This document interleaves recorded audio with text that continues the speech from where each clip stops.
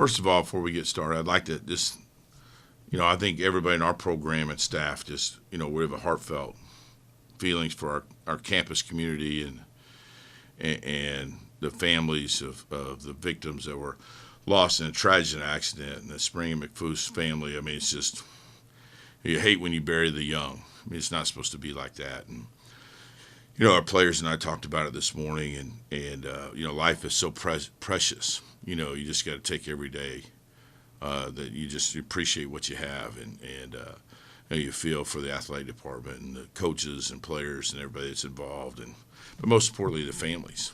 And it's just a horrific accident that occurred and affects so many, and lives will be changed forever.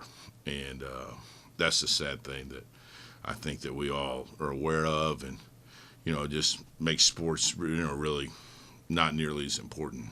And I'm coming up this weekend on the 27th, the 22 years anniversary of the plane crash that we had at Oklahoma State that lost 10 great men and 10 angels of mine. That just reminds me, and I think about it all the time, of burying the young, and it's not supposed to be that way. And I feel terrible for the parents and family members that of those that are going to have to talk about children whose lives are, didn't fulfill all the things that they had hoped for, and but God has a plan for all of us.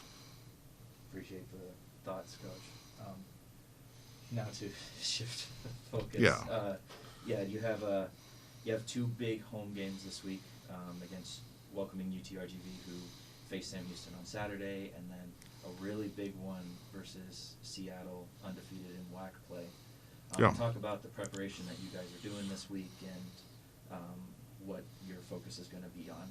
Yeah, our focus totally is on UTRGV. We know, they're obviously an elite offensive team. I think maybe they lead our league in free throw rate, and I think maybe even lead the country getting fouled. So we know we got to try to keep them off the free throw line. Matt Figure does a tremendous job. Ryan Ivey, he knows how good a coach he is. He hired him at Austin Peay. Yeah. So, we know our hands are, he's just building that program from a tragic loss. They lost their head coach a couple of years ago. So they're rebuilding in a tough situation, and they're getting better. I mean, they've already improved wins from what they had a year ago. So we know how good they are. They one of the leading scorers in the country, Justin Johnson, and gets the foul line over 8 times a game, and it's going to be a challenge for our team come Wednesday night. We need a great crowd support Wednesday. We hadn't been home in a long time, over 3 weeks, and we need everybody there. But that's all our focus is this week. And Seattle feels like a year away. We'll get to that when we get to it. But UTRGV is our only focus, and and then we'll look forward to Saturday when we get there. But we got to take care of business on Wednesday night. Briefly talk about what you saw from Rati off the bench on Thursday, tying a career-high 24 points. Yeah, he made shots. I thought he was the one thing after the initial game. I thought he was probably the most offensive aggression, most force he's played with this year. He got fouled more than I think he had at this point in the season. You can see, the ACL is really an 18-month recovery. And it's mental as much as anything else. I mean, it's an ache and pain in the knee. Are you comfortable landing? It was a non-contact injury he had. So you got to get over that mental hurdle of what's going to happen every time I jump.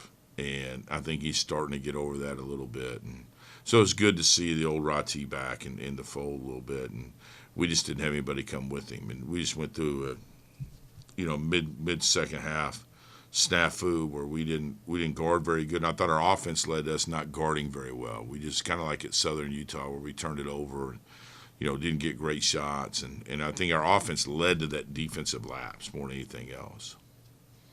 You guys still in the top 5, boosted up from 4th to 3rd in the nation when it came to turnovers forced per game.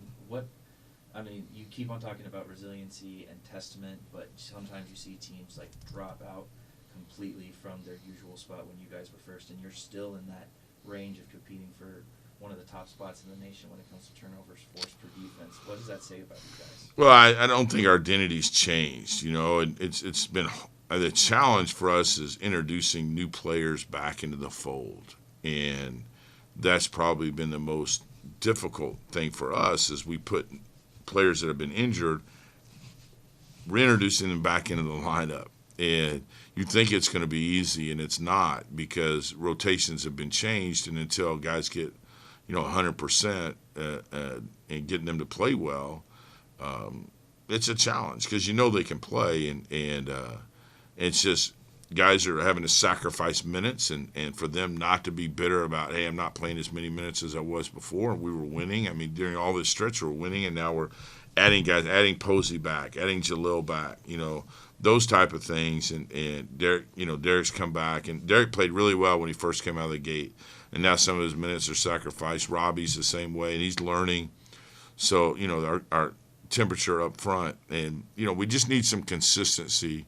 AJ's had to sacrifice some minutes when he was playing so great. And Rowe, starting to play a little bit better, we talked about earlier, and we know what Latrell can do. So guys are having to sacrifice, which if you're going to be a part of a great team, you have to sacrifice. And that's, I don't know about you, Hunter, but you're closer to that age, but being 18 to 22, sacrificing is not first on the things that you want to do every day. So that is a challenge for me as a coach, is to get them to understand if you're going to be a part of a great team, you have to sacrifice every day.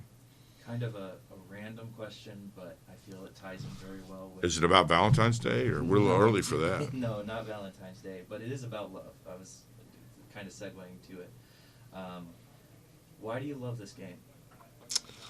Well, it's something that stuck with me at an early age, and I didn't think that there was, and fortunately for everybody else, I was never as good as these cats out here. I thought I was, and then had some knee surgeries in high school. It kind of kept me from being at the level that these dudes are today. But, it's just got something that was in my blood, in my system. And I just, I remember keeping notebooks and journals and drawing up plays when I was a little kid, and just loved watching. I used to have a cable box that you would switch channels by pushing the boxes. You guys have no idea what I'm talking about. But when cable first came out, and ESPN was on channel 25 on the second row back in the right-hand corner, and I remember when the Big East first started being on TV and the games were there, and just drawing up those plays and how cool it was. But then as you get older and you get into this longer, the essence of really being a coach isn't about drawing up plays. It's such a little thing about it. It's about the relationships and impacting lives. And that's why you coach. Because if you're about drawing up a play on a clipboard, you're not in it for very long. Because it becomes awful hard. Because you have to become second or third as a coach. Because you're never going to get as much out of it as what you're going to give to somebody else. And that's the beauty of, and when the guys just give you a little bit back, what you give in return just makes you light up inside. Well, enjoy the preparation with those guys that you love, and we'll see you on Wednesday for hosting UTRGV. Thanks, Hunter. Make sure you come out, Jack Nation. Axum.